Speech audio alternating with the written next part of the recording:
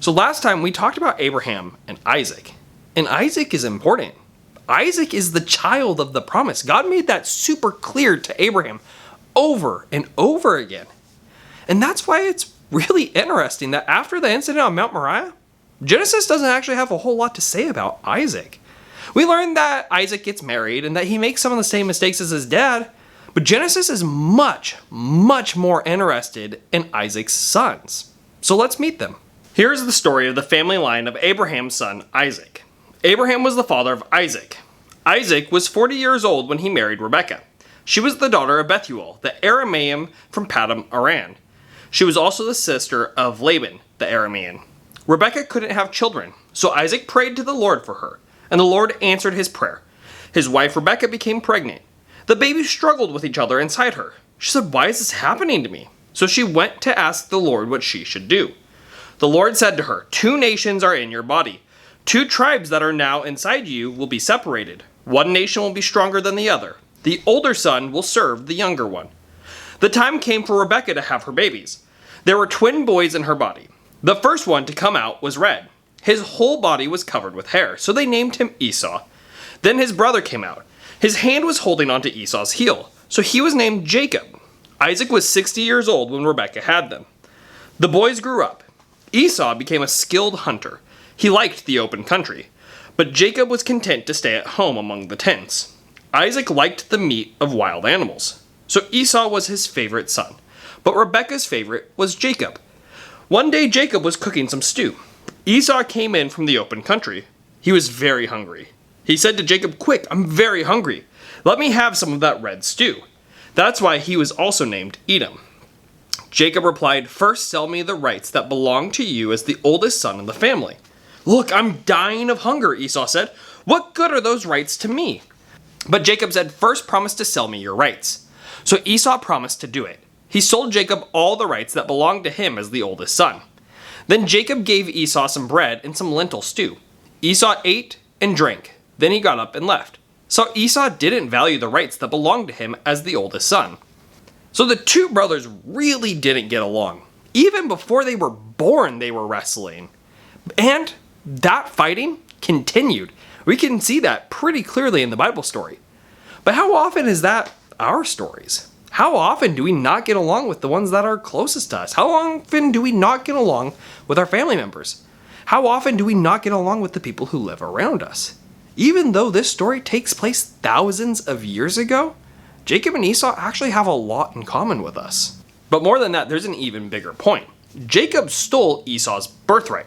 Now that's a term we're not super familiar with today, but way, way back, the oldest child would get more stuff than the younger kids. And so, Jacob stealing Esau's birthright meant that Jacob was going to be richer when their parents died.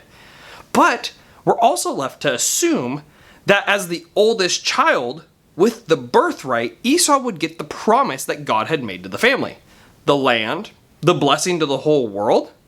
So who's going to get it? With Jacob stealing the birthright, is he going to get the promise? We'll have to find out soon. We should look even more big picture though.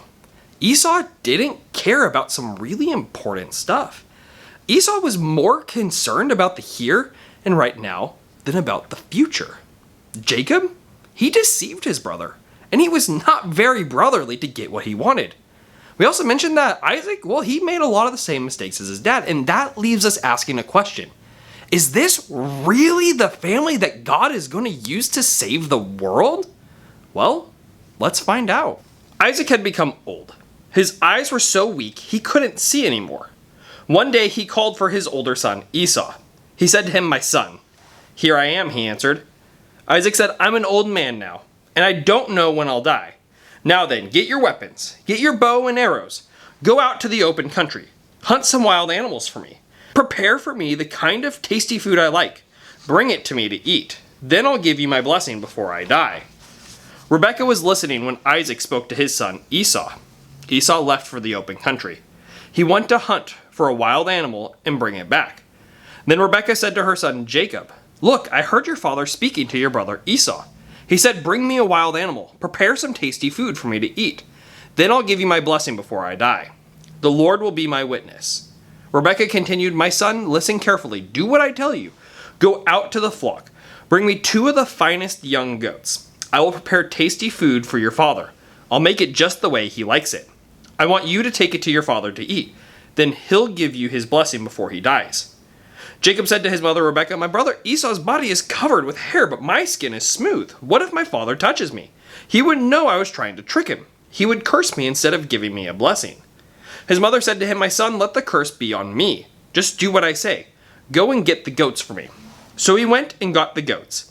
He brought them to his mother, and she prepared some tasty food. She made it just the way his father liked it. The clothes of her older son Esau were in her house. She took Esau's best clothes and put them on her younger son Jacob. She covered his hands with the skins of the goats. She also covered the smooth part of his neck with them. Then she handed to her son Jacob the tasty food and the bread she had made. He went to his father and said, "My father?" "Yes, my son," Isaac answered. "Who is it?" Jacob said to his father, "I'm your oldest son Esau. I've done as you told me. Please sit up, eat some of my wild meat, then give me your blessing." Isaac asked his son, "How did you find it so quickly, my son?" "The Lord your God gave me success," he replied. Then Isaac said to Jacob, "Come near so I can touch you, my son. I want to know whether you really are my son Esau."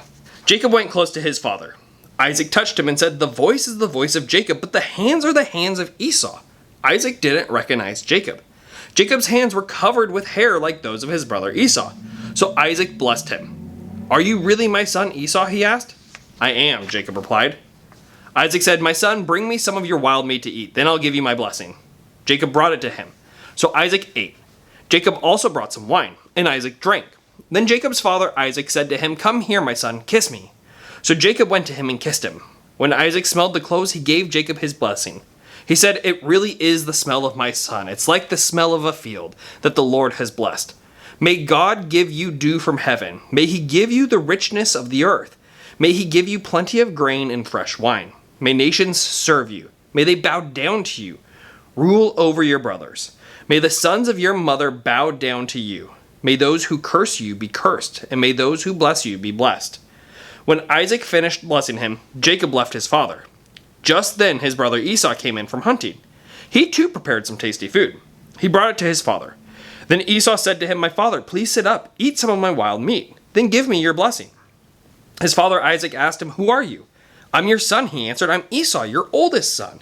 Isaac began to shake all over. He said, "Then who hunted a wild animal and brought it to me? I ate it before you came in. I gave him my blessing, and he will certainly be blessed."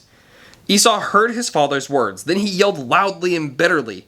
He said to his father, bless me too, my father." But Isaac said, "Your brother came and tricked me. He took your blessing." Esau said, "Isn't Jacob just the right name for him? This is the second time he's taken advantage of me. First he took my rights as the oldest son, and now he's taken my blessing." Then Esau said, "Haven't you saved any blessing for me?"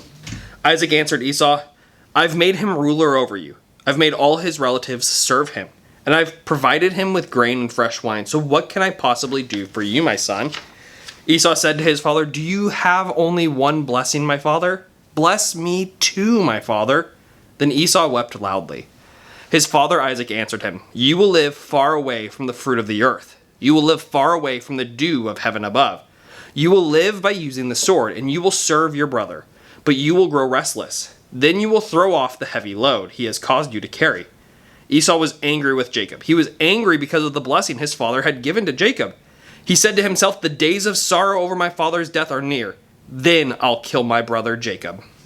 I'm going to be honest, this story does not make me like Jacob anymore. But at least it answers one of our questions. It certainly seems like Jacob, the deceiver, is going to be the one to get God's promise. But why? To answer that, let's go back to our other question. Why this family? I think that is actually exactly why God chose this family. The brokenness. In Abraham, Isaac, Jacob, Esau, the brokenness is so obvious. But aren't all of us broken too? Don't all of us do the wrong thing? Haven't we all blown off things that are important? Or done things to the ones closest to us that we wish that we hadn't?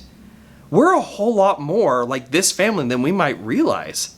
And God comes down and meets us in that brokenness. God doesn't tell us to come up to him. He comes down and meets us where we're at. So after this, Genesis is going to follow Jacob and his family. And Jacob is even actually going to run into his brother Esau again. To hear more about that, please check it out next time here on Story of the Bible.